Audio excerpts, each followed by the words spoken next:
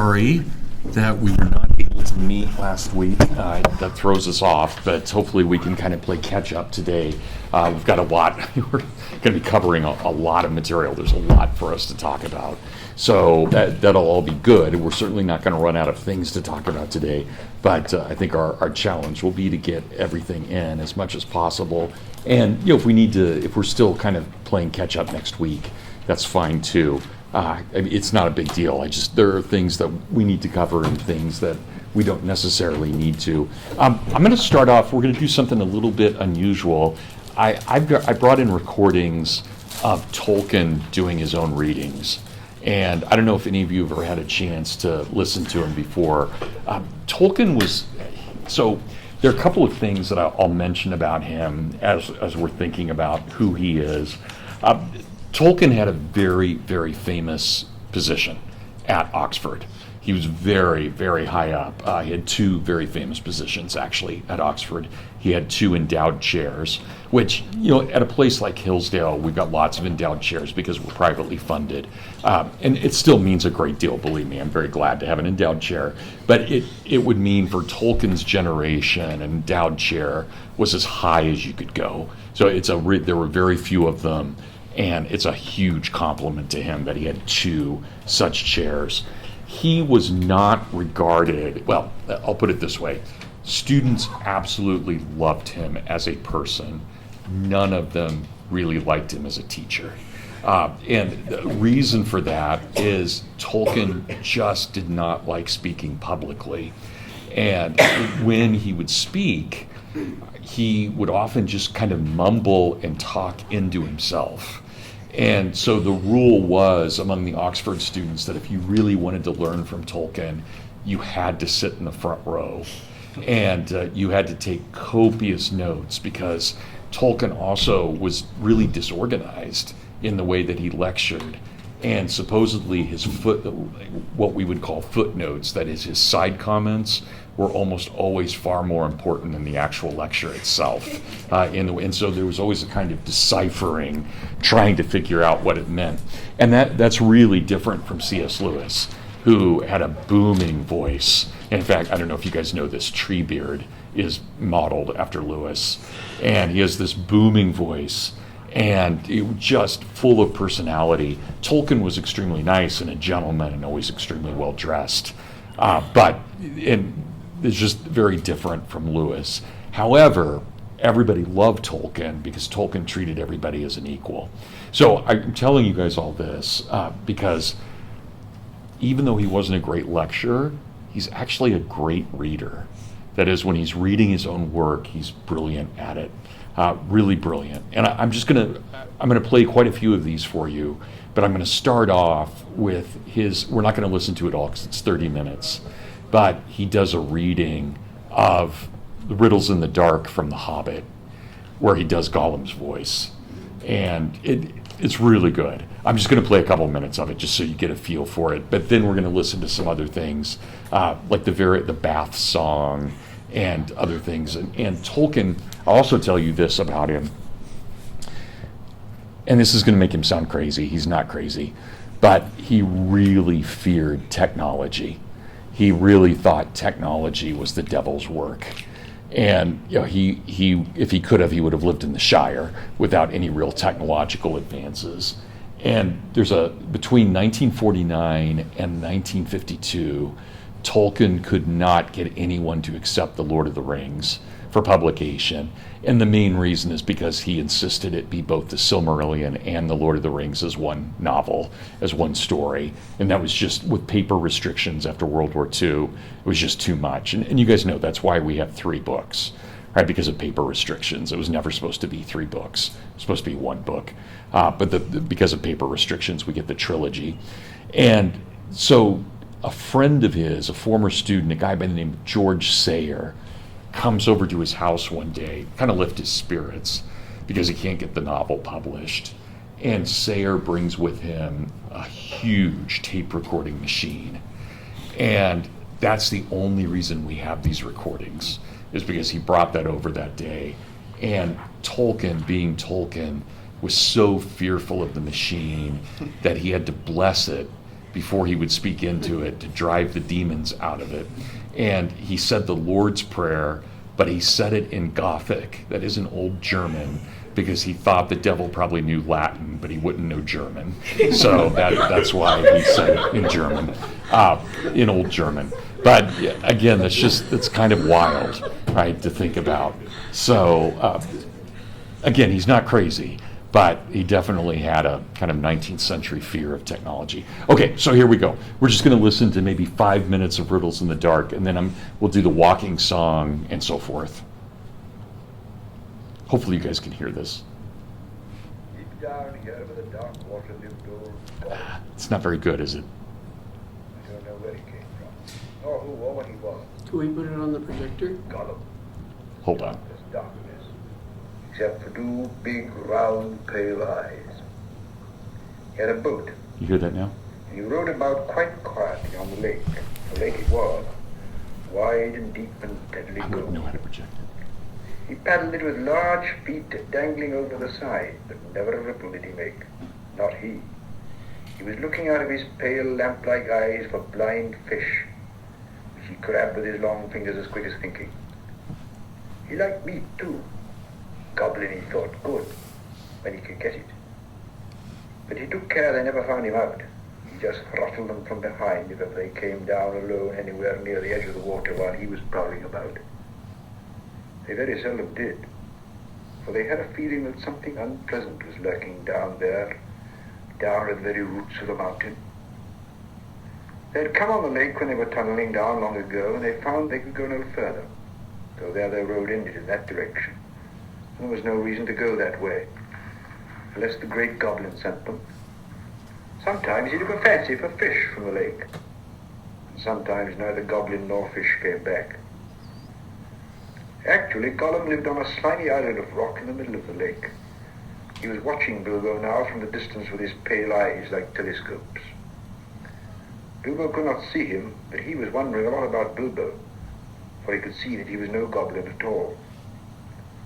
Gollum got into his boat and shot off from the island while Bilbo was sitting on the brink, altogether flummoxed and at the end of his way and his wits. Suddenly up came Gollum and whispered and hissed, "Bless us and splash us, my precious. I guess it's a choice feast. At least a tasty morsel it'll make us all." And when he said Gollum, he made a horrible swallowing noise in his throat. That is how he got his name, though he always called himself my precious. The hobbit jumped nearly out of his skin when the hiss came in his ears, and he suddenly saw the pale eyes sticking out at him. "Who are you?" he said, thrusting his dagger in front of him. "What is he, my precious?" whispered Gollum, who always spoke to himself, from never having anyone else to speak to. That is what he had come to find out, for he was not really very hungry at the moment, only curious. Otherwise he would have grabbed first and whispered afterwards. "I'm Mr. Bilbo Baggins. I've lost the dwarves and I've lost the wizard and I don't know where I am. And I don't want to know if only I can get away." "What's he got in his hands?" said Gollum, looking at the sword which he did not quite like. "A sword, a blade which came out of Gondolin," said Gollum, and became quite polite. "Perhaps she sits here and chats with it a bitsy, my precious. It likes riddles, perhaps, does it? Does it?" He was anxious to appear friendly, at any rate for the moment, until he found out more about the sword and the hobbit, whether he was quite alone really, whether he was good to eat, and whether Gollum was really hungry. Riddles were all he could think of. Asking them, sometimes guessing them, had been the only game he'd ever played with other funny creatures sitting in their holes in the long, long ago before the goblins came, and he was cut off from his friends far under the mountains. "Very well," said Bilbo, who was anxious to agree, until he found out more about the creature, whether he was quite alone, whether he was fierce or hungry, and whether he was a friend of the goblins. "You ask first," he said, because he had not had time to think of a riddle. So Gollum hissed, "What has roots as nobody sees? He's taller than trees. Up it goes, and yet never grows." "Easy," said Bilbo. "Mountain, I suppose." "Does it guess easy?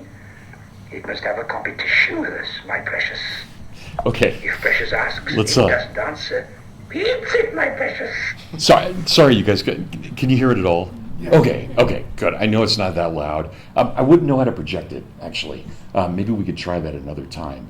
But hopefully you can hear it a little bit. What you guys just notice from that with Tolkien reading? But yeah, Josh? Did Andy Serkis bass? I have no idea. Okay. I don't know. What'd you think of Tolkien's Gollum, though? It was good. It was really good. Yeah, the reason I said that is because I expected something totally foreign to what I would have expected from the movies, but it's actually, yeah, very similar and, devious and slinking and small. Yeah. And did you notice what voice he gave to Bilbo? No. Did you guys catch that? It's just himself, which is really interesting. No accent at all. Well, did you guys catch, and I know we're Americans, so we're not so used to this, but anybody catch what kind of British accent he has? It's very high, Oxford, like extremely high. So not at all guttural or yeah, in any way. It's very high, very upper class, which would make sense for him. So, but I love that. And if you got, I'm happy to share this with you guys. Anybody who wants this, I can just send these around to you. But they do the full 30 minutes of the whole riddle game, and it is very good. So let's listen to a few of the others. You guys ready? The road goes ever on and on, down from the door where it began. Now far ahead the road has gone, and I must follow it if I can, pursuing it with eager feet until it joins some larger way where many paths and errands meet. And whither then, I cannot say.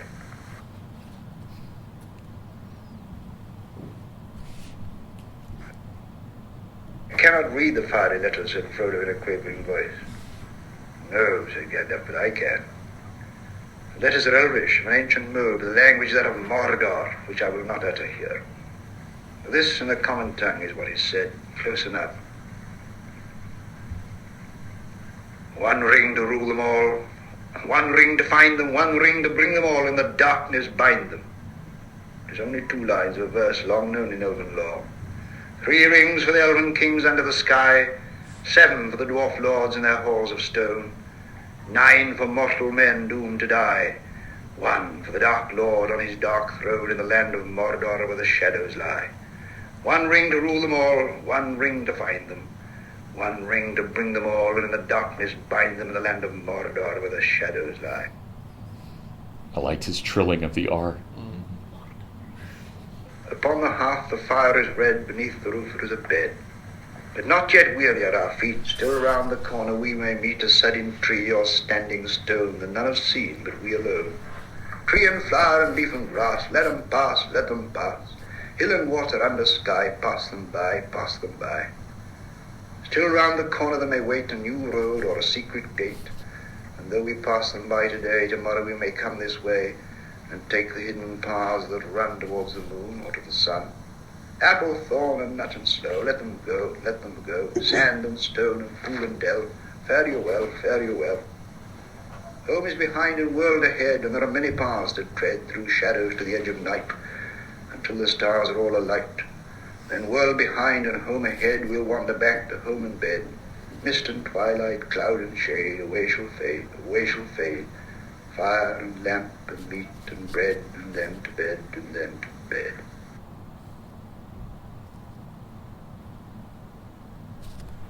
Snow white, O Lady clear, O Queen beyond the western seas, O light to us that wander here amid the world of woven trees. Gilthaniel, O Elbereth, clear are thy eyes and bright thy breath. Snow white, we sing to thee, in a far land beyond the sea. O stars that in the sunless year with shining hand by her were sown, in windy fields now bright and clear we see your silver blossom blown. O Elbereth, Gilthaniel, we still remember, we who dwell in this far land beneath the trees, thy starlight on the western sea. Pretty great to hear the Elvish. Hey, come Meridol, Deridol, me darling, light goes the weather wind and the feathered starling. Down along Underhill, shining in the sunlight, waiting on the doorstep with cold starlight. There my pretty lady is, river woman's daughter, slender as the willow wand, clearer than the water. Old Tom Bombadil, water lilies bringing, comes hopping home again. Can you hear him singing? Hey, come merry doll, derry doll, and merry-o, goldberry, mellow yellow berry-o. Poor old willow man, you tuck your roots away. Tom's in a hurry now. Evening will follow day. Tom's going home again, water lilies bringing. Hey, come merry doll, can you hear me singing? Okay, one last one. This is the song of Beren and Luthien. I will tell you the tale of Tinuviel, said Strider, in brief, for it is a long tale of which the end is not known. And there are none now except Elrond that remember it aright as it was told of old. He was silent for some time, and then he began not to speak, but to chant softly. The leaves were long, the grass was green, the hemlock umbels dull and fair, and in the glade a light was seen of stars in shadow shimmering. Tinuviel was dancing there to music of a pipe unseen, and light of stars was in her hair and in her raiment glimmering. There Beren came from mountains cold, and lost he wandered under leaves, and where the elven river rolled he walked alone and sorrowing. He peered between the hemlock leaves and saw in wonder flowers of gold upon her mantle and her sleeves, and her hair like shadow following. Enchantment healed his weary feet that over hills were doomed to roam, and forth he hastened strong and fleet, and grasped at moonbeams glistening. Through woven woods and elven homes she lightly fled on dancing feet, and left him lonely still to roam the silent forest listening. Off the flying sound of feet as light as linden leaves, or music welling underground in hidden hollows quavering. Now withered lay the hemlock sheaves, and one by one with sighing sound, whispering fell the beechen leaves in the wintry woodland wavering. He sought her ever wandering far, where leaves of years were thickly strewn, by light of moon and ray of star in frosty heavens shivering. Her mantle glinted in the moon as on a hilltop high and far she danced, and at her feet was strewn a mist of silver quivering. When winter passed she came again, and her song released the sudden spring, like rising lark and falling rain and melting water bubbling. He saw the elven flowers spring about her feet and healed again. He longed by her to dance and sing of the grass untroubling. Again she fled, but swift he came. Tinuviel, he called her by her elvish name, and there she halted, listening. One moment stood she, and a spell his voice laid on her. Beren came, and doom fell on Tinuviel, that in his arms lay glistening. As Beren looked into her eyes, within the shadow of her hair, the trembling starlight of the skies he saw there mirrored shimmering. Tinuviel the elven fair, immortal maiden elven wise, about him cast her shadowy hair, and arms like silver glimmering. Long was the way that fate them bore o'er stony mountains golden grey, through halls of iron and darkling door, and woods of nightshade morrowless. The sundering seas between them lay, and yet at last they met once more. And long ago they passed away in the forest, singing sorrowless. Yeah. Okay, what'd you guys think of those? Anybody? Kind of neat. I think it's cool. Okay, so let's start off the conversation, because again we've got a lot to cover today. But we haven't really talked about all this interjection of song and poetry into the story itself. And I'm curious, how should we take that? How do you think it's generally received by people as they're reading The Lord of the Rings, maybe for the first time? And what do you think it matters in terms of the story? We talked a little bit about how Beren and Luthien seems to be almost a prayer. And I think even the way he said it there that we just listened to, it had a very prayer-like quality to it. But what do we make of that, of all of the poetry and everything that Tolkien is trying to do? Is it a distraction from the story? Does it help with the story generally? Or does it just depend on which poem we're talking about? Cecilia? Oh. I definitely love them. I've heard people cite them as a reason for not liking the books, which I find hard to believe, but apparently it's what some people think. Personally, I think it makes the world feel more real. Mm. Peoples feel more real, the world more lived in. It just gives life to everything. Yeah. Incredible. Okay, good. Anybody else on this? Yeah, Josh? Yeah, I think sort of off of that point, putting art inside of the art makes the world, like the people inside the world, feel more genuine. Because if you just gave a narration of what they're doing rather than like what they enjoy and what, you know, they're in a sub-creation, but what they even sub-create within that sub-creation, right? It adds another layer of reality to that. Yeah. How many people would you guess probably just skip through most of them when they're reading? All the middle schoolers who are assigned to read it. Yeah, that could be right, Helen. Yeah, maybe. But it does seem, I like what you guys are saying. It does the kind of art within art and the reality of it makes it really great. And, you know, I can imagine, too, when we're thinking about, like, Pippin's song at Bree, yeah, it really matters to give us kind of an insight into Hobbit culture and what's going on. And the same thing, I think, you know, when Tolkien did Elbereth, and just the way he said it, everything just had a real significance to it. Nolan? Well, I think too, with Tolkien being an Anglo-Saxon scholar and someone who thinks about poetry a lot, it's almost like it's this higher expression of reality that prose or conversation doesn't do justice for. And so it's like there's these points in the story. Maybe it's like a joyful kind of walking song, but there's whether it's like just walking on the road or this prayer before facing the ring raids. It seems like they come at points where just a regular narrative is not going to do justice to the moment. Yeah, no, I think that's well put. It's really well put. Helen? I think there's something to be said for the narrators involved here, because we have Bilbo and Frodo, and we both know that for the two of them, songs just have incredible power to move people. Like, isn't in The Hobbit the thing that really convinced Bilbo to go on his quest when the dwarves sang the song of the Misty Mountains? Mm-hmm. And it's just that, and then Bilbo's always in Rivendell composing and singing and listening, and Frodo doesn't compose much, but it says that he just like has in his mind all these songs, and is rarely moved to make to compose them himself or sing himself, but they just have this power over the two of them, and as they're writing this book, they're incorporating that into the story. Yeah, it's great. It's really great. Okay, good. Anybody else on this? Well, let's open up the discussion then. And again, we have a lot we can talk about, but if we're doing almost all of Book 2, in fact, we are doing Book 2 of The Fellowship of the Ring, we've got everything from the Council of Elrond, and of course the escape from the Black Riders, then the Council of Elrond, and then we have Moria, and the death of Gandalf, and then Lothlorien. And I had forgotten, I shouldn't have, because I've read this so many times, but Lothlorien takes 3 chapters.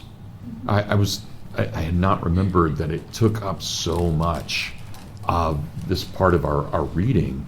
And then it happens really quickly. We've got that one chapter where they're going down the river, and then suddenly we've got Boromir's betrayal and what happens there. So things, bless you, things really happen very quickly. The pace is so different in Book 2 versus Book 1 that it's almost kind of shocking, right? The decline of what we'll see here.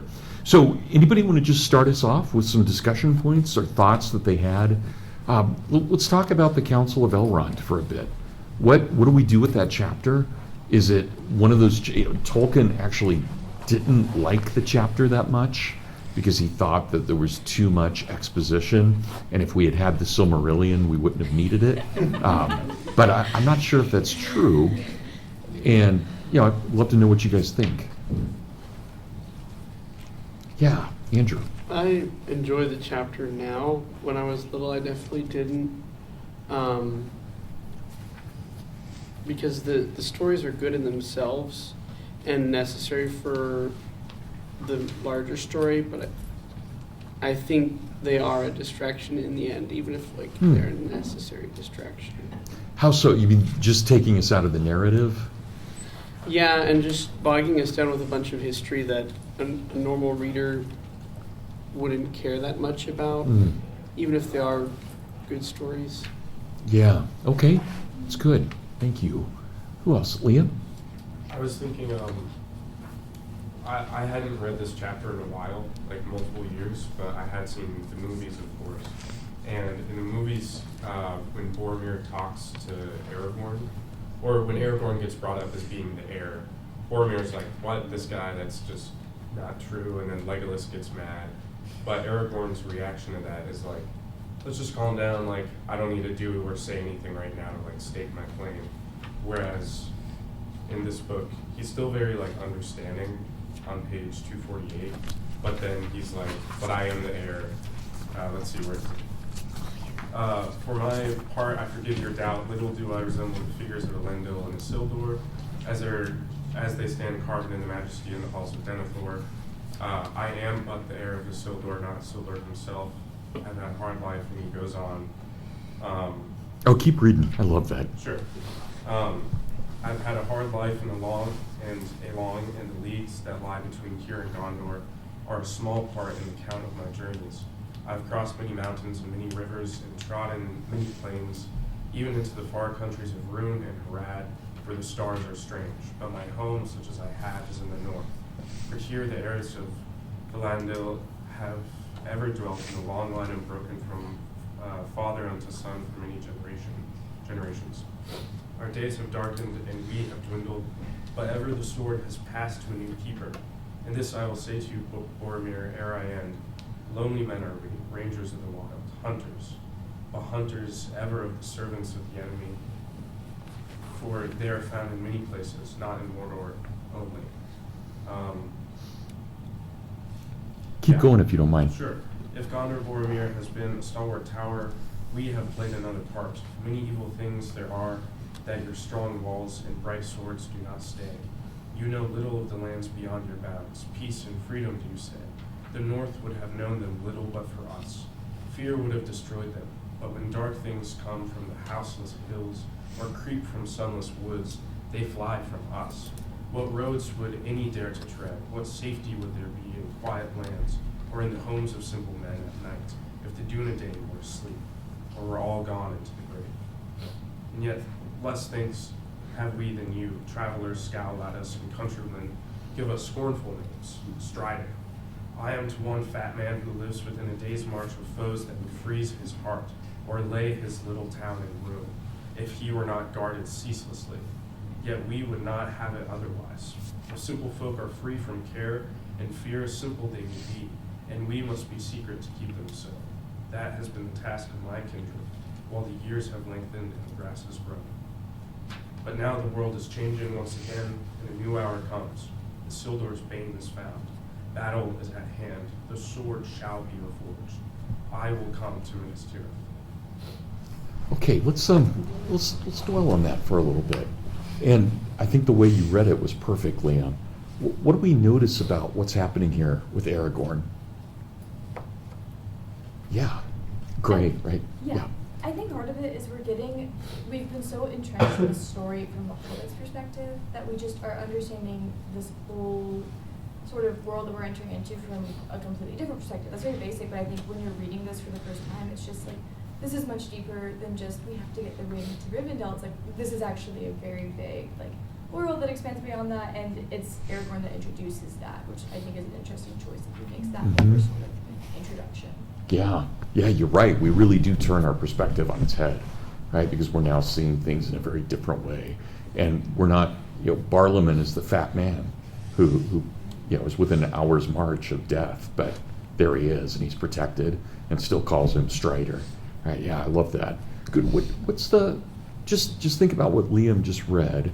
What's the flow like? Liam? When I read it, I thought it was like, not a direct comparison, but almost like Davidic, in that he's like been in the wilderness and lived this hard life and under scrutiny by basically the whole world, whether that's simple folk or not.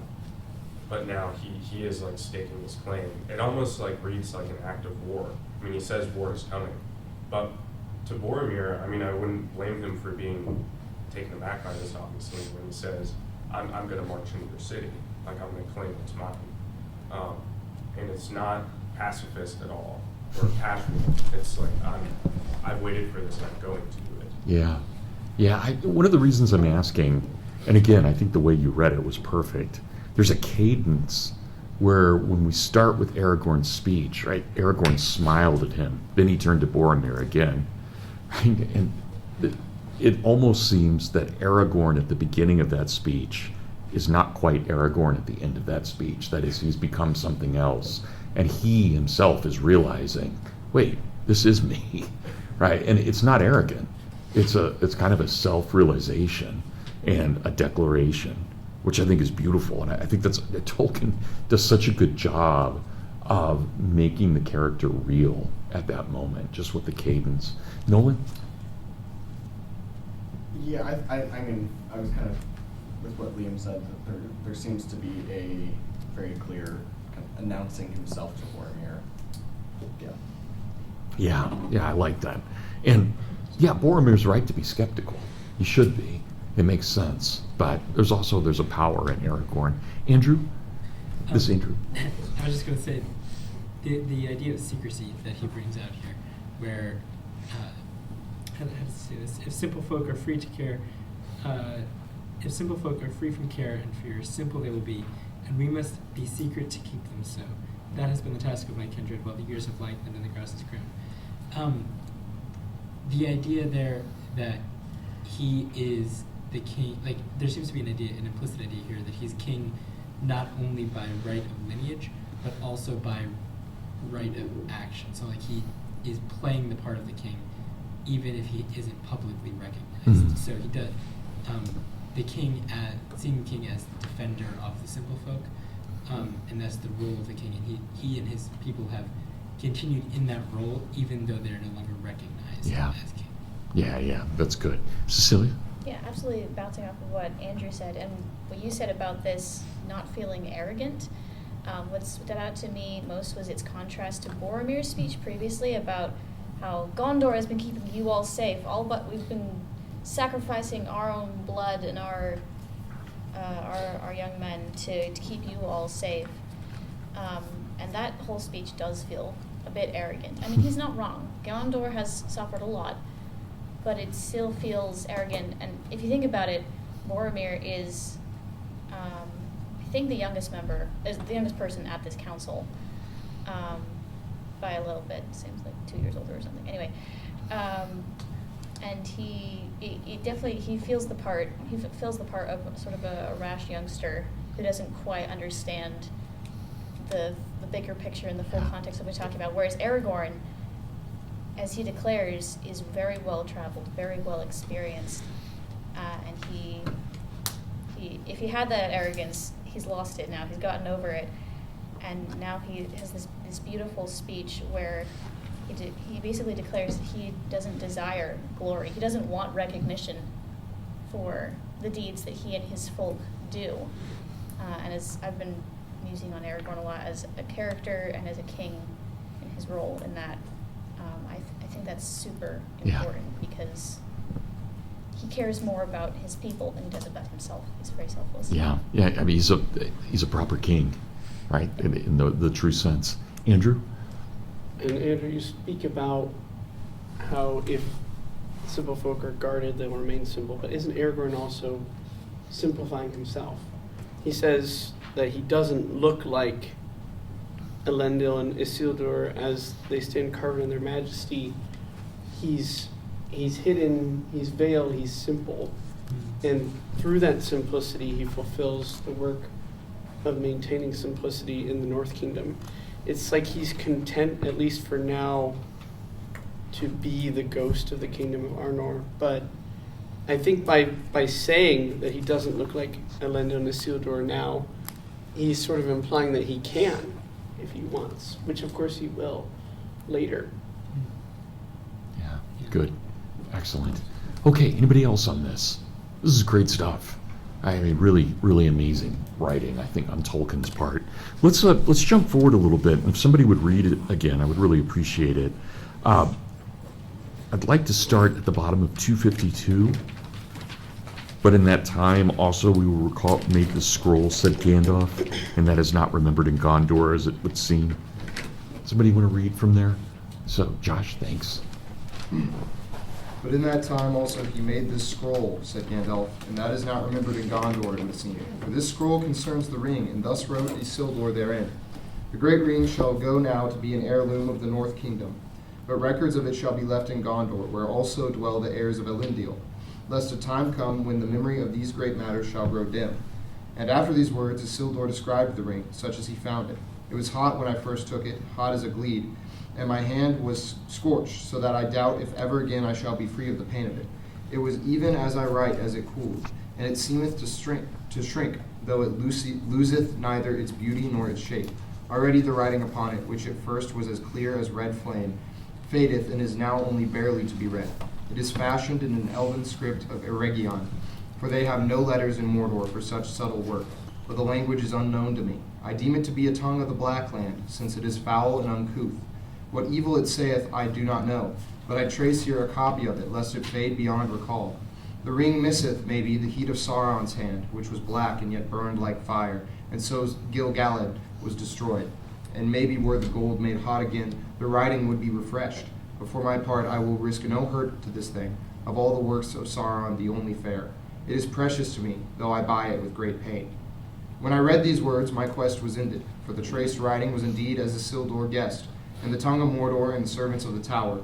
And what was said therein was already known, for in the day that Sauron first put on the one, Celebrimbor, maker of the three, was aware of him. And from afar he heard him speak these words, and so his evil purposes were revealed. At once I took my leave to Denethor, but even as I went northwards, messages came to me out of Lorien that Aragorn had passed that way, and that he had found the creature called Gollum. Therefore I went first to meet him and hear his tale. Into what deadly perils he had gone alone I dared not guess. There is little need to tell of them, said Aragorn. If a man must needs walk in sight of the Black Gate, or tread the deadly flowers of Morgul Val, then perils he will have. I too despaired at last, and I began my homeward journey. And then by fortune I came suddenly on what I sought, the marks of soft feet beside a muddy pool. But now the trail was fresh and swift, and it led not to Mordor but away. Along the skirts of the dead marshes I followed it, and then I had him, lurking by a stagnant mere, peering in the water as the dark eve fell. I caught him, Gollum.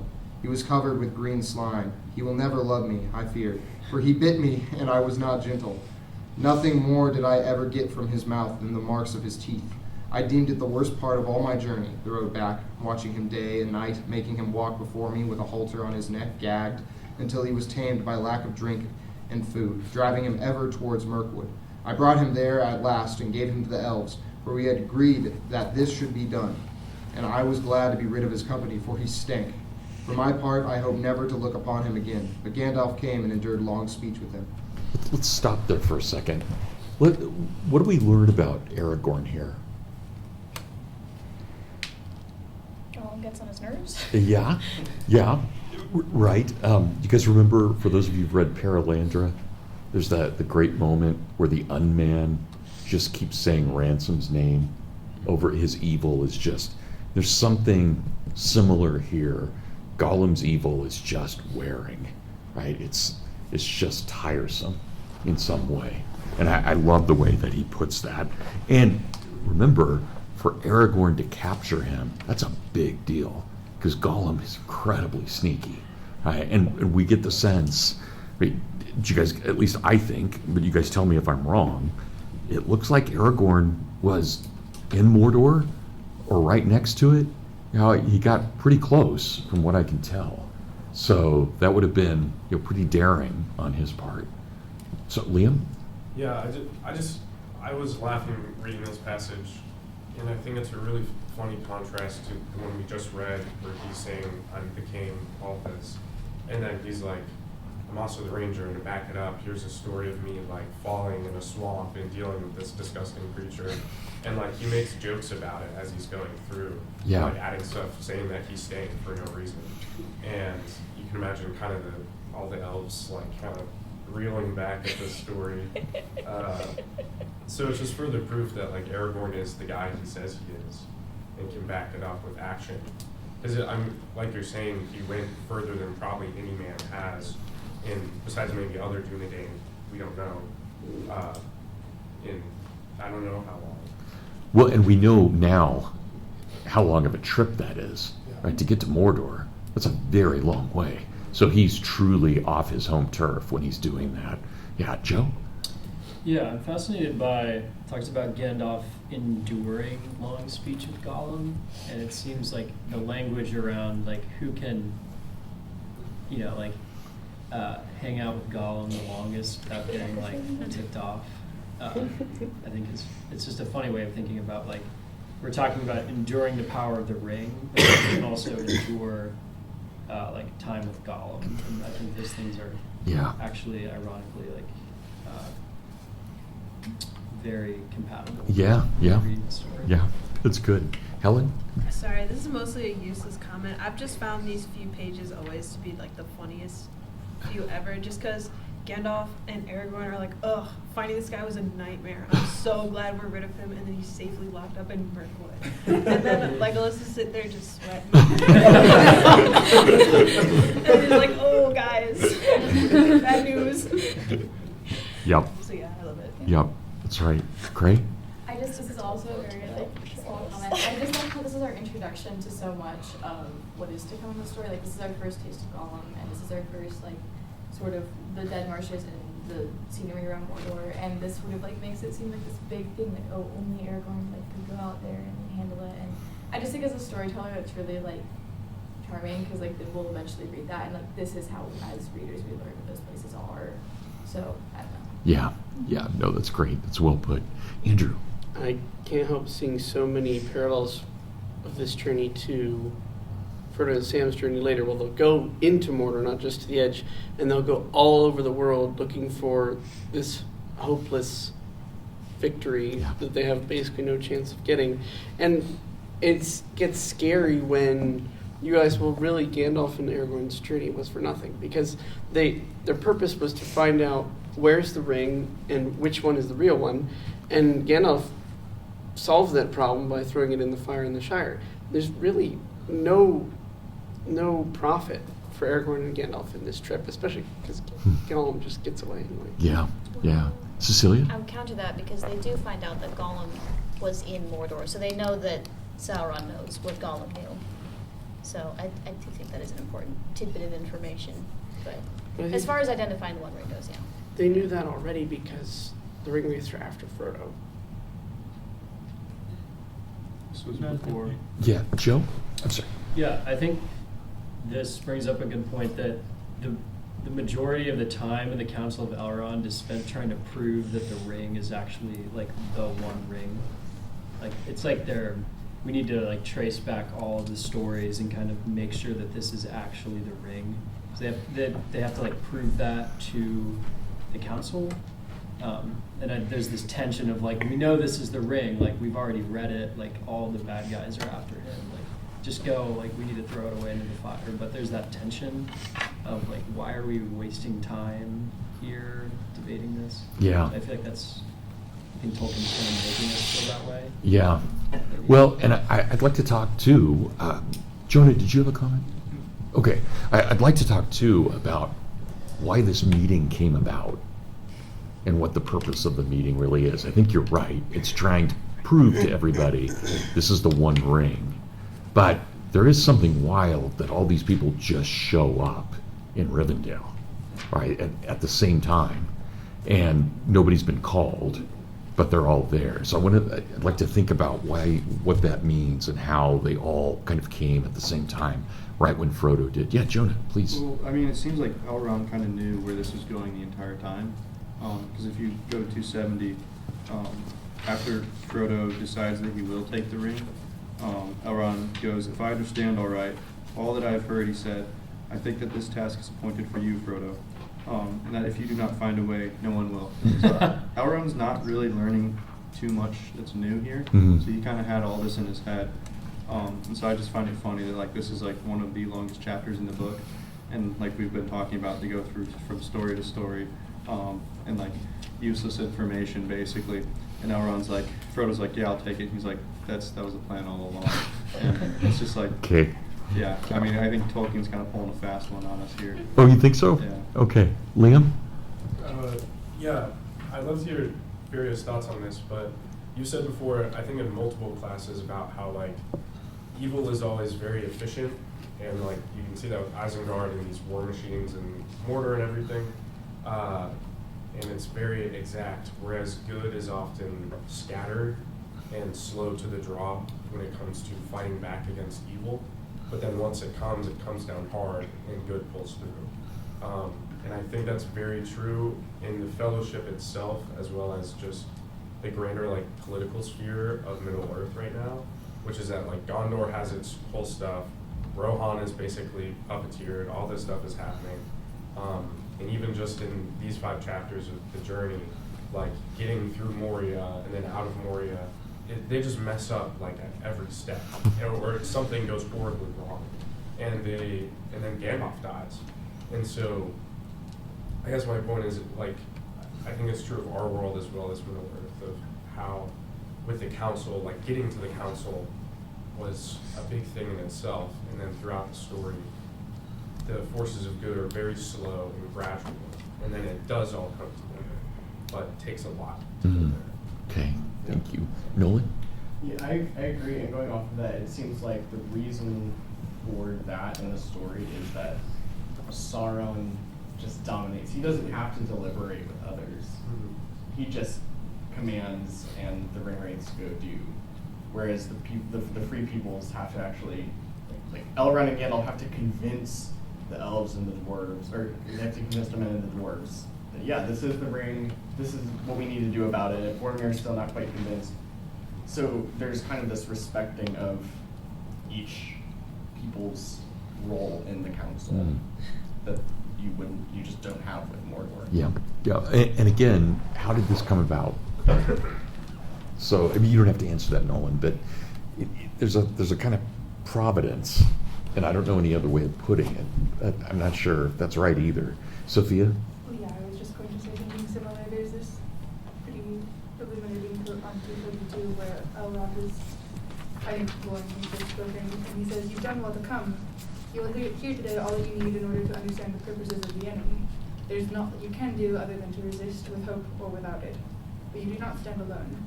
You will learn that your trouble is but a part of the trouble of all the Western world. The ring. What shall we do with the ring, this least of rings, the trifle that Sauron fancies? That is the doom that we must do. That is the purpose for which you are called hither.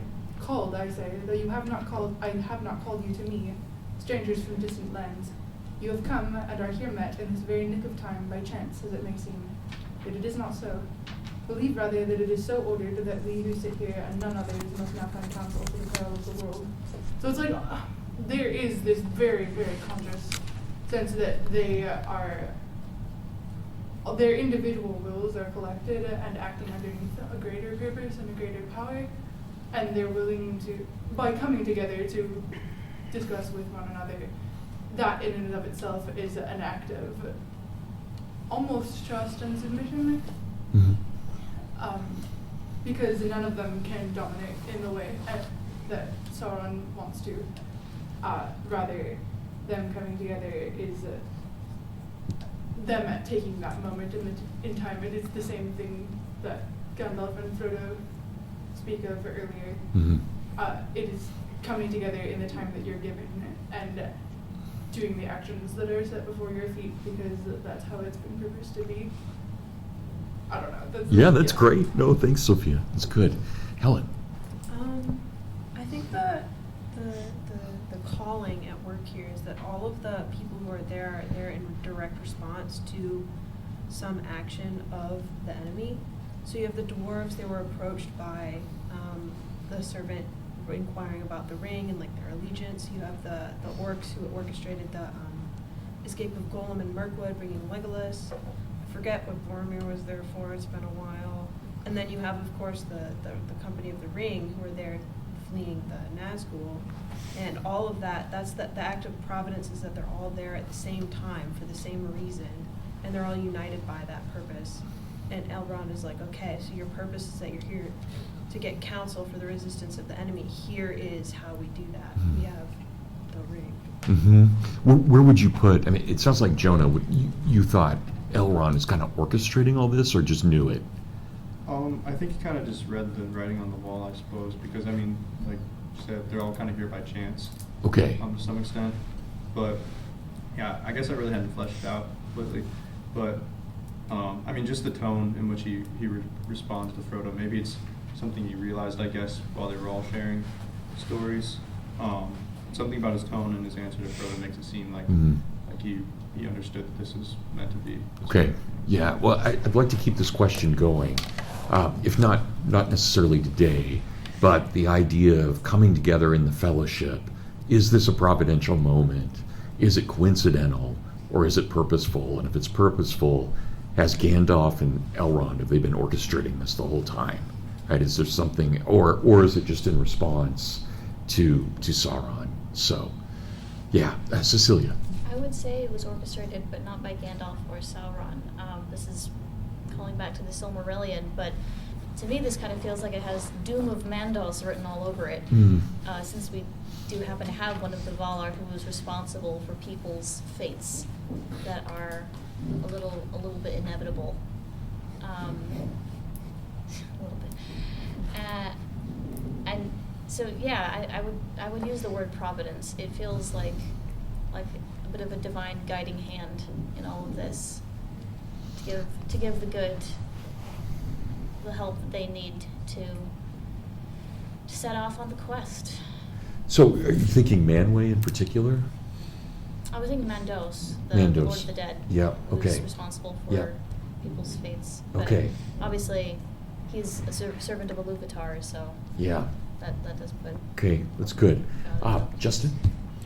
Mine is a little bit off topic, just like as Oh, that's to okay. Go ahead. why they're doing the council in the way that they do it. I guess Gandalf throughout the Fellowship of the Ring he really tries not to pressure Frodo into doing almost anything. He basically makes Frodo pick the timing, the decisions. I almost wonder if the council is as much giving Frodo the information that he needs so that he can make the decision to take it, than actually making a plan at all. It kind of feels like it's just he needs to be able to make the decision himself, so we're going to have the conversation in the room full of all the people so that everyone knows what's going to happen. But we already know what needs to happen. We're not telling him that that's what needs to happen because he has to make that decision. Okay, all right. That's That's not good. my thought, but Yeah, that's good. Coulson? Yeah, I was going to say, I really love this idea that trust in providence inspires kindness and it allows for kindness. And specifically in this chapter, I'm thinking of the way that Elrond and Gandalf are speaking to the hobbits. They're always so gentle and they're so kind. And especially at the end when Sam jumps up, Elrond's like, yeah, you can go, because I think he just has this intuition that it's right that Sam goes with Frodo. And that's deeply contrasted by characters like Boromir, who are very calculating. They're very, how can I, with the knowledge that I have, situate us in the best position militarily? And I think they're definitely just lacking that gentleness and that kindness. It also kind of reminds me of, at the beginning of the story, when Frodo's cursing Gollum, saying, I wish Bilbo would have just killed him. And it's Gandalf just kind of knowing that, things will work out the way that they're supposed to, because there is a divine creator who's ordering all things. And that allows him to say to Frodo, do not be so quick to deal out death and judgment. And that's really good counsel. When I was reading it for me, I was just thinking, like, man, I just need to be better about just trusting the Lord's ways and not trying to put myself or put my own thoughts into the situation. It's beautiful. Yeah. Andrew? Yeah, I just wanted to touch back briefly on the idea of, is it fate, is it chance? It certainly is not chance that brings them together. I'd also, though, I would hesitate to say that it's like by something else, by some sort of external. So I think like what Cecilia was saying, where like, okay, maybe it's Mandos ordaining it in this way. Isn't it? Like my understanding of the role of Mandos is that he's reading the fates rather than announcing, rather than like making that the case. But perhaps there's an alternative reading. But the main point I want to make is that it seems to me that what's happening here is that all of the, and I think someone brought this up earlier, all these different peoples are coming to Rivendell as a response to the enemy's actions, which are seeking after the ring. So in a way, I'm not really sure how to say this. In a way, they all come to Rivendell as a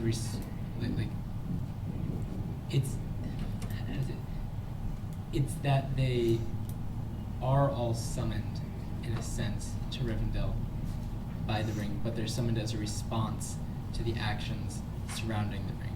So it makes sense and is fitting that they would all arrive when they do, because of the events surrounding the ring. Okay, good. Thanks, Andrew. Joe? Yeah, I just wanted to add to what Coulson was saying, and this idea of Gandalf's little speech on despair or folly on page 269, and how it seems folly to give the ring to the least powerful person in the company, and to give, he talks about like putting a cloak over the eyes of the enemy, and like the enemy wouldn't anticipate that they would try to destroy the ring, and they would give it to like midgets and send them to Mordor alone. And yeah, I just think that's really beautiful and a testament to like trusting in that divine providence of like Frodo's like, I'll do it, and he's like 3 foot nothing. Yeah. And remember, Bilbo had already volunteered. Yeah. So that's an inspiration for Frodo as well. Obviously, I mean, that's a pretty amazing moment, I think. Nolan?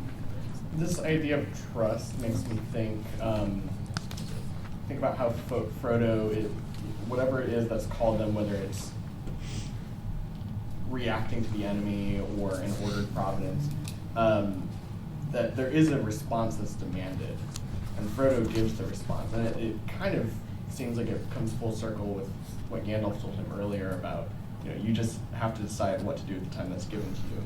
And I couldn't help thinking of Isaiah 6, when Frodo stands up and says, I'll take the ring. I couldn't help thinking about Isaiah 6, where the prophet says, here am I, send me. He kind of bemoans the state of fallen man, and then he's presented with this glorious vision, and the only thing he can do is say, I'll go. And it seems like that's kind of what Frodo's moment is here, this trusting response to both things that are horrific but also glorious. Okay.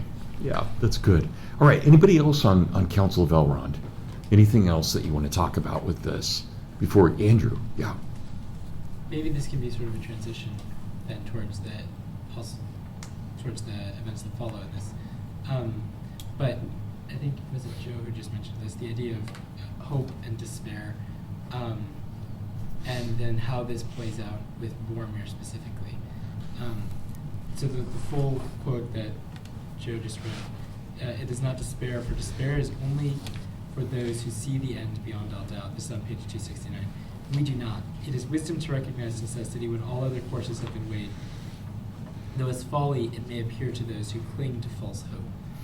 So there's a sense in which then Boromir's development towards the end is that he falls both into despair and also this false hope. And so that's why he sort of resolves on the course of action that he takes at the end of the book. Yeah, I guess just seeing that hope and despair playing out in Boromir is going to be really interesting. Yeah, good. Cecilia?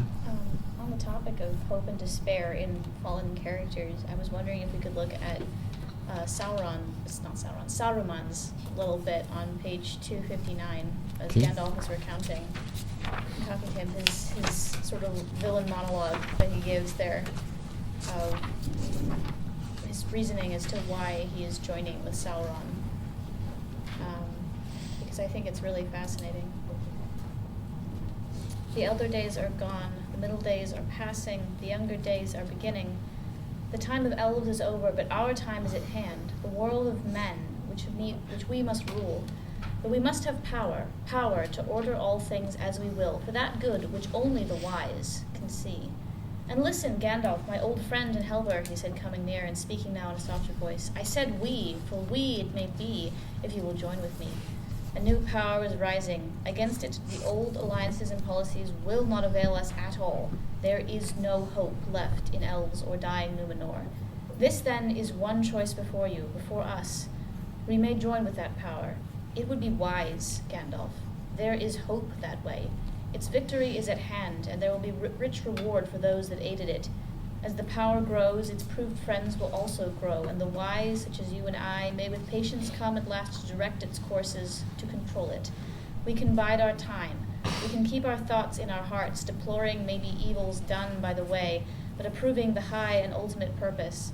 Knowledge, rule, order, all the things that we have so far striven in vain to accomplish, hindered rather than helped by our weak or idle friends. There need not be, there would not be, any real change in our designs, only in our means.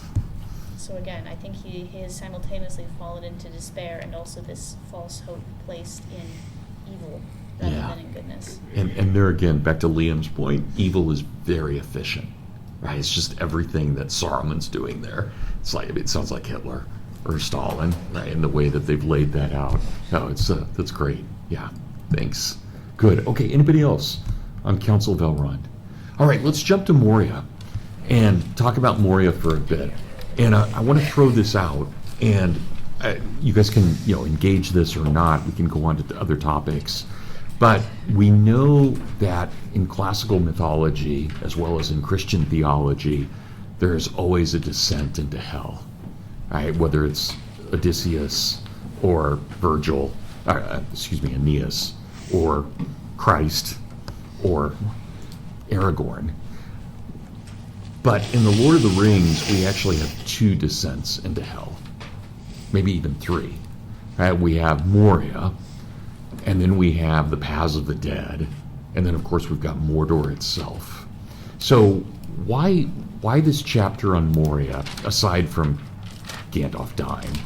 But what's this tell us about the novel itself, about this heroic romance? What does Moria do symbolically for us? Does that, my question make sense? What I'm getting at? Andrew? So, what you said is really interesting. I think at the beginning of class, way back when we stated that there were sort of 3 Christ-like figures. There was Gandalf, there was Aragorn, and there's Frodo. Maybe could we align each of these 3 sorts of descents into hell with a particular character, where Gandalf is the one who descends in Moria, Aragorn is the one who descends to the Paths of the Dead, and then Frodo is the one who descends to Mordor. And each of them, because obviously, of course, the entire company goes through Moria, but it seems as though the emphasis the entire time is on Gandalf, and the way that Gandalf specifically contests with the evil. He's the one in the Chamber of Records who guards the door. Aragorn specifically warns him about going into Moria.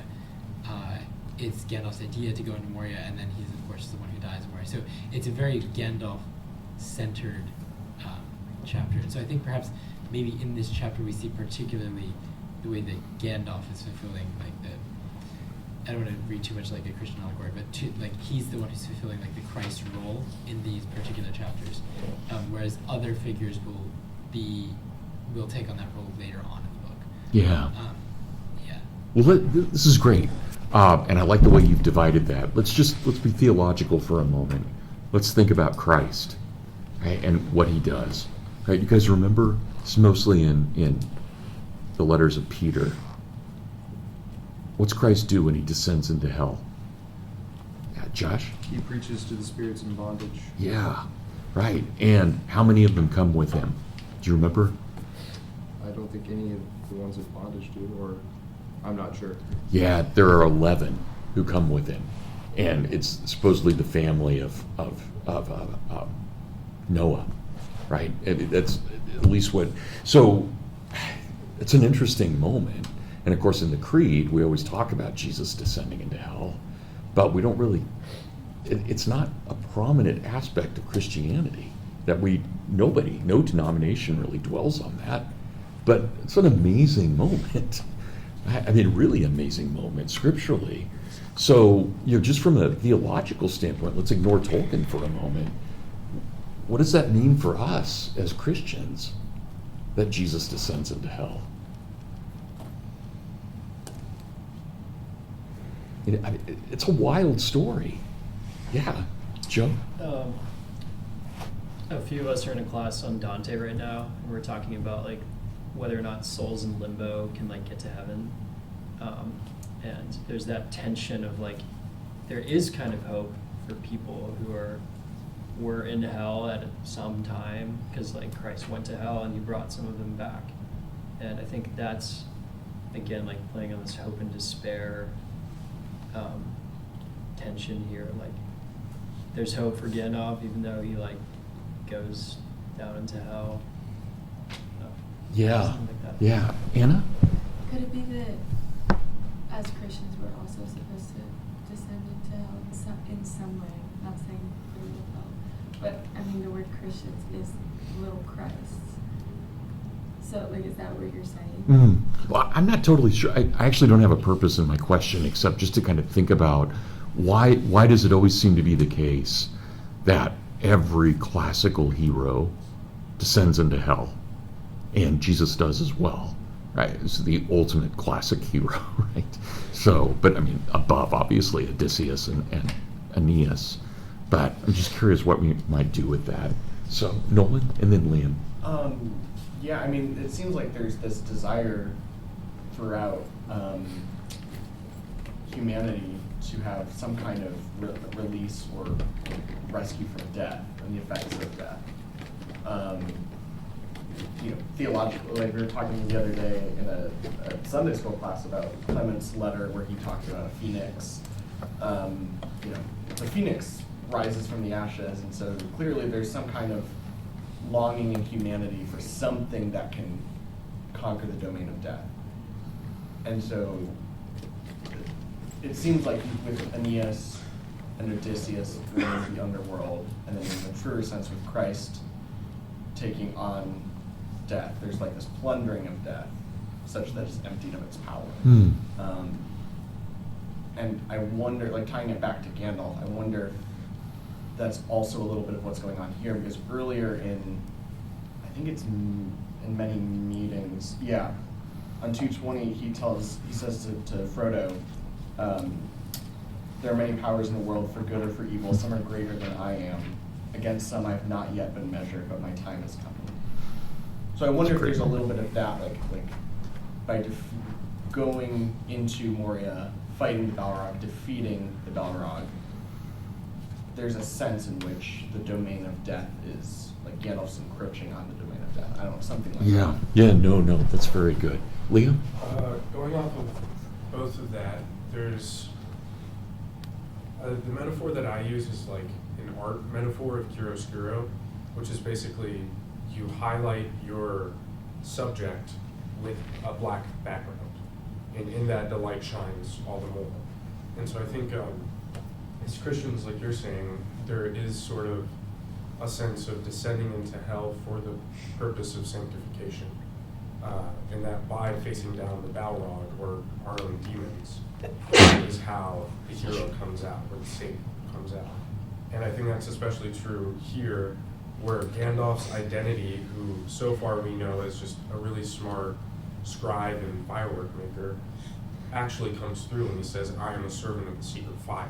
And those words carry so much weight that the Balrog he kind of wins, really. He blows the Balrog back.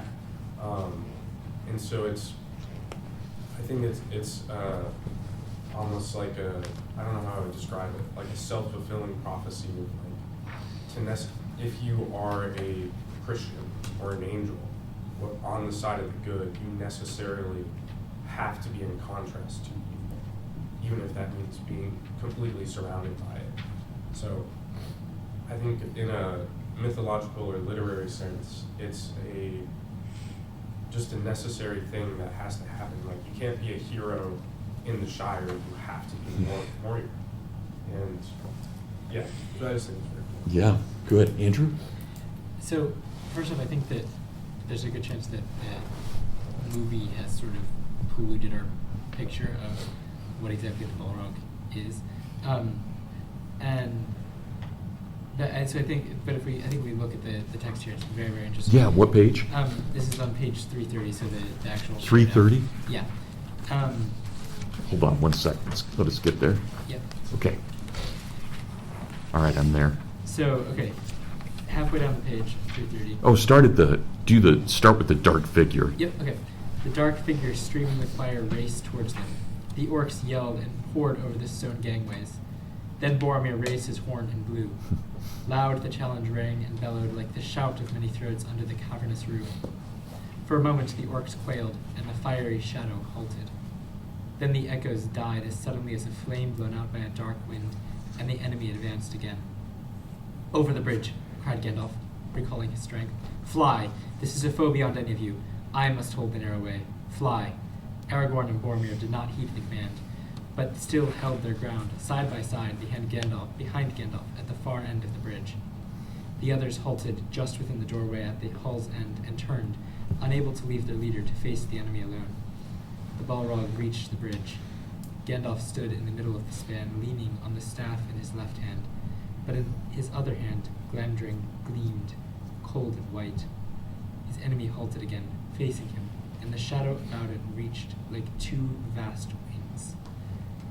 It raised the whip, and the throngs whined and cracked. Fire came from its nostrils, but Gandalf stood firm. "You cannot pass," he said. The orc stood still, and a dead silence fell. "I am a servant of the secret fire, wielder of the flame of Anor. You cannot pass. The dark fire will not avail you, flame of Udun. Go back to the shadow. You cannot pass." The Balrog made no answer. Fire in it seemed to die, but the darkness grew. It stepped forward slowly onto the bridge, and suddenly it drew itself up to a great height, and its wings were spread from wall to wall. But still Gandalf could be seen, glimmering in the gloom. He seemed small, and altogether alone, gray and bent, like a wizened tree before the onset of a storm. From out of the shadow a red sword leapt flaming.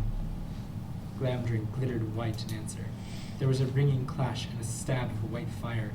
The Balrog fell back, and its sword flew up in molten fragments. The wizard swayed on the bridge, stepped back a pace, and then again stood still. "You cannot pass," he said. With a bound, the Balrog leaped full upon the bridge. Its whip whirled and hissed. "He cannot stand alone," cried Aragorn suddenly, and ran back along the bridge. "Elendil," he shouted, "I am with you, Gandalf." "Gondor!" cried Boromir, and leapt after him. At that moment Gandalf lifted his staff, and crying aloud he smote the bridge before him. The staff broke asunder and fell from his hand. A blinding sheet of white flame sprang up. The bridge cracked. Right at the Balrog's feet it broke, and the stone upon which it stood crashed into the gulf, while the rest remained poised, quivering like a tongue of rock thrust out into emptiness. With a terrible cry, the Balrog fell forward, and its shadow plunged down and vanished. But even as it fell, it swung its whip, and the throngs lashed and curled about the wizard's knees, dragging him to the brink. He staggered and fell, grasped vainly at the stone, and slid into the abyss. "Fly, you fools!" he cried, and was gone. The image there... Nice reading. Very good. The image there that I wanted to dwell on was the idea of shadow versus light, the way that those two things are played, and then how that relates back to the prologue to John's Gospel, where it's written that the light shines in the darkness, and the darkness has not overcome it. And just I really see that in Gandalf in this moment, where it's not necessarily that the Balrog has like in the movie, you sort of get the idea that the Balrog can like fly or something, but like it's unclear. Like it looks, it's huge and it's monstrous, but it's in the book. It says earlier that it says that he's what it was cannot be seen. It was like a great shadow, in the middle of which was a dark form, of man shape maybe yet greater, and a power and terror seemed to be in it and go before it. It's more the shadow of the Balrog that causes the fear, rather than necessarily its size. It's taller, it's bigger than a man, but it's the shadow that goes around it. It's when it says that its wings spread out from wall to wall, it doesn't mean literal wings, it means the wings of the shadow. and then you see in the midst of that shadow that Gandalf is still there, and Gandalf is described with these light motifs. Yeah, so I guess that's all I have to say. Yeah, that's great. So I told you guys earlier, in an earlier class, I always get emotional at this point, no matter how many times I've read this book. But I very much remember the first time I read this, and I was just horrified that Gandalf could die, right? Just horrified. And I had no idea he was coming back as the White. It was my first time reading it. And I don't know about you guys, but I thought the Balrog sounded like exactly what a demon would sound like, what I would think a demon would be like, if I encountered one. So I think Tolkien does just an incredible job of explaining that. I don't actually remember the movie that well on this. It's not my image. I guess I've got a stronger one from when I was a kid. But definitely I was terrified of the Balrog. Let's say, for example, though, let's just say for the sake of argument, he does have wings, actual physical wings. Why would he fall?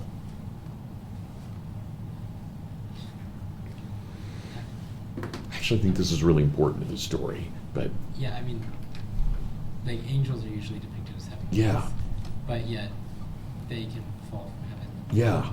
yeah, I think it's really an important image that we have, even if he does have the ability to fly, he's been struck down. And think about, and you read it beautifully, Andrew, but think about Glamdring shatters the Balrog's sword, right? It shatters it. And so we already know that Gandalf has more power than him, even though they're both Maiar, right? They're both Maya. So they should have a very similar power structure to one another. But one is dark and the other is light. So it is an incredible moment. And you guys, maybe we've talked about this. This is one of the few times where Tolkien was explicit. Do you guys know what the secret fire is? Holy Spirit. It's the Holy Spirit, right? That Tolkien was blatant about that in the 1960s. So, just imagine this moment. What if Gandalf's saying, rather than, I am a servant of the secret fire, what if he said, I am a servant of the Holy Spirit, which is essentially what he's doing, right? It would really change our notion of the book. And I would be curious how Peter Jackson would have handled that had there been something that blatant. But yeah. Gray, did you have your hand up? I did. Yeah.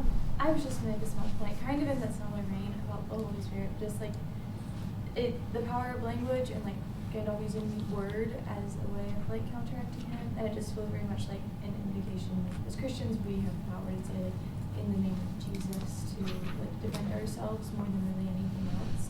And he says that in the like you cannot pass like section, and just reminded me of that, and then how that language seems Yeah. to triumph more than his sword, and how his sword also like Christ with the image of the sword in his mouth.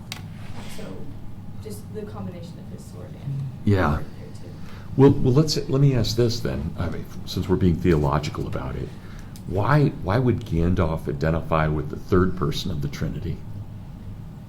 What is it about the Holy Spirit that matters here versus, say, Jesus or God the Father?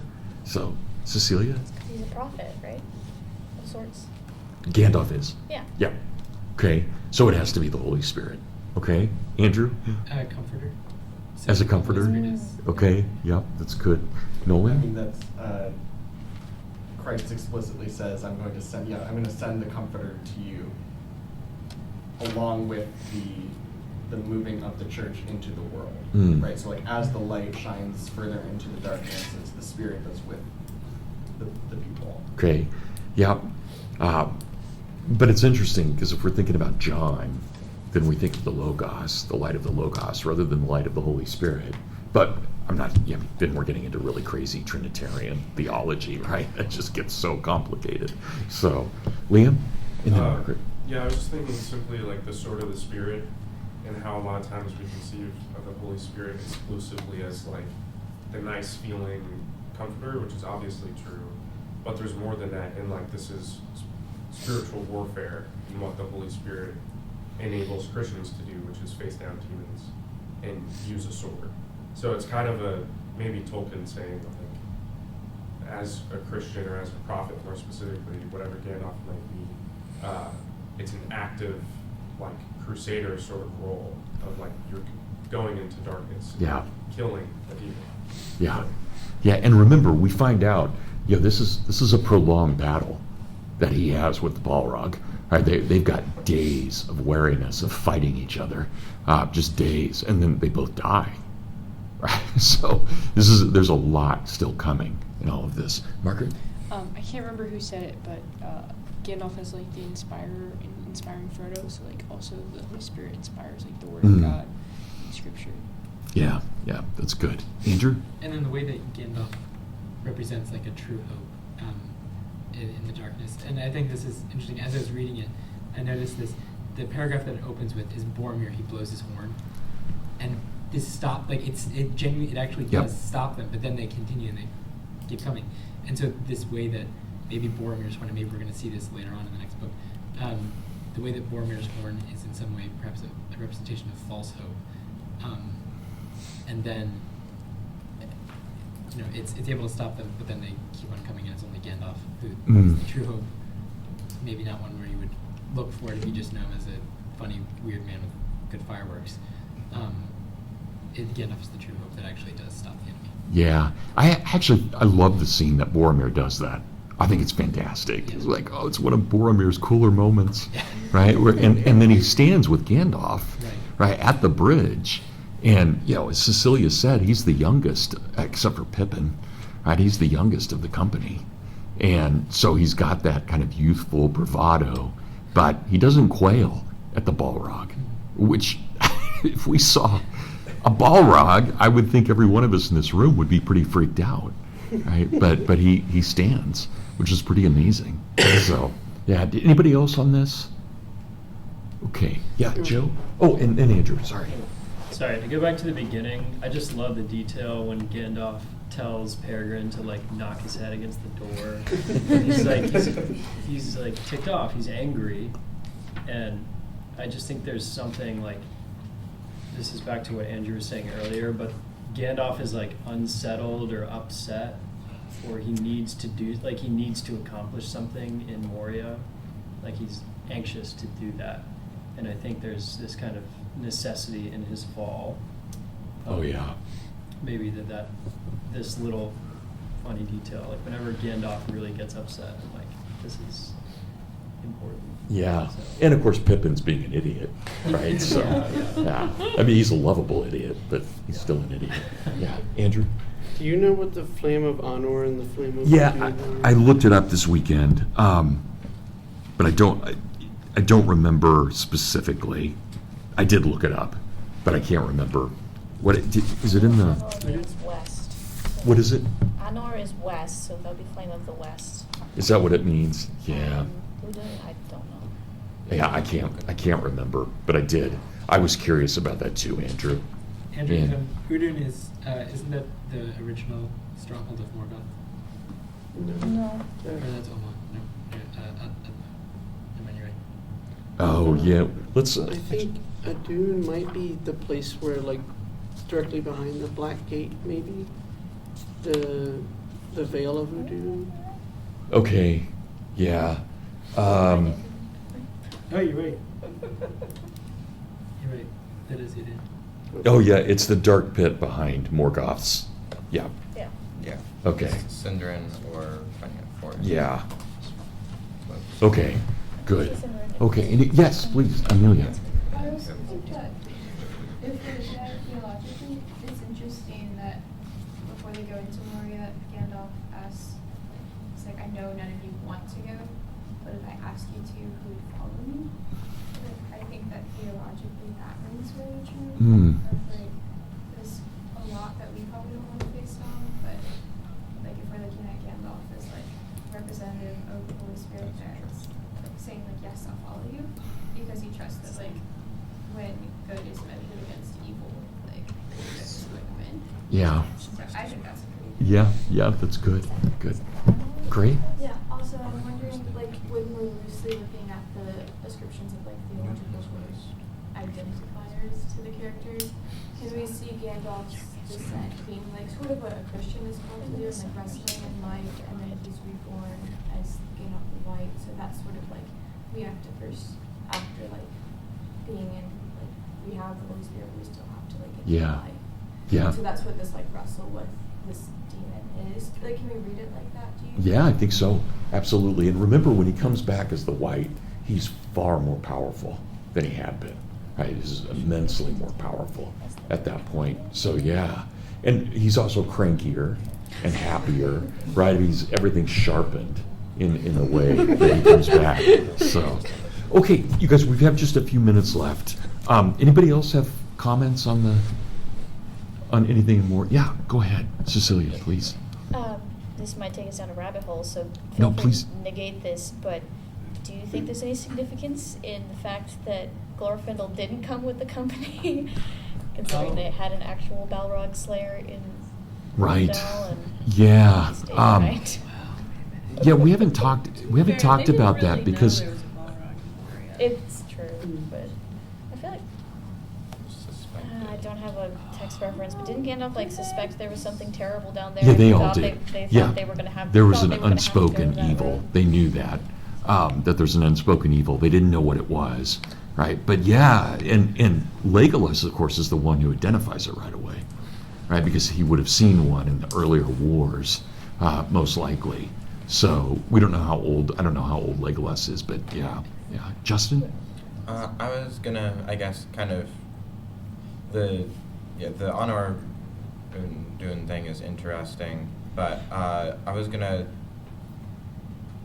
I feel like you could do something with Moria itself being saved by Gandalf, because you have that like he's going into hell, but I guess the question becomes who is he saving, and it's probably a bit of a stretch.